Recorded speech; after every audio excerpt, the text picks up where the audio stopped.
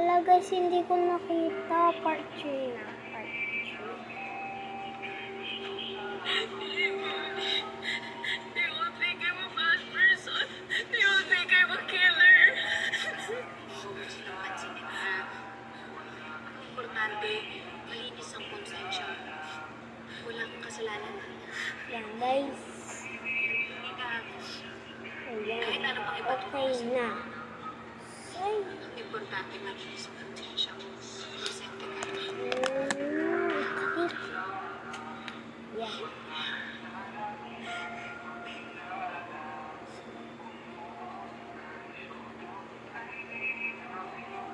Nagtulaan ka na.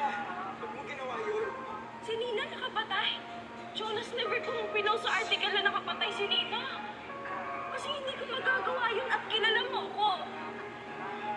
Kung hindi ikaw, sino?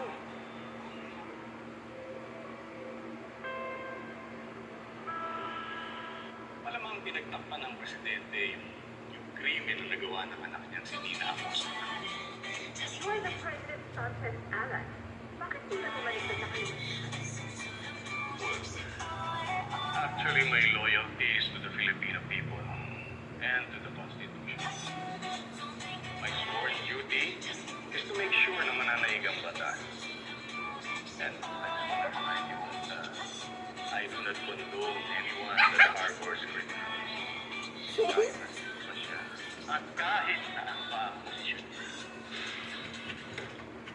Ayan Alam ko lang guys. natin traitor rin ang Kolora na lang.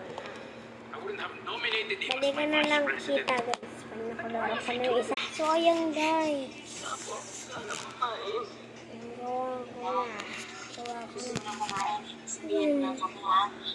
Ayan, ito yung gagawin ko na ng eto.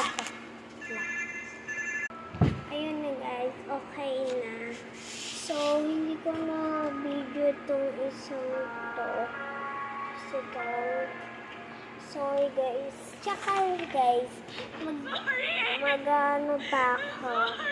Magagawa pa ako ng iba pang ito. So, bukas ulit guys.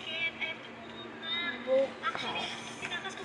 Nag-video pa ako to sa balita. Di bumaka. So, bukas na lang. Nag-video ako. Tapos guys, mag-vlog ako ng mga ganito. Magbabasa. Ayan. Basta tapos na natin. So, bye-bye!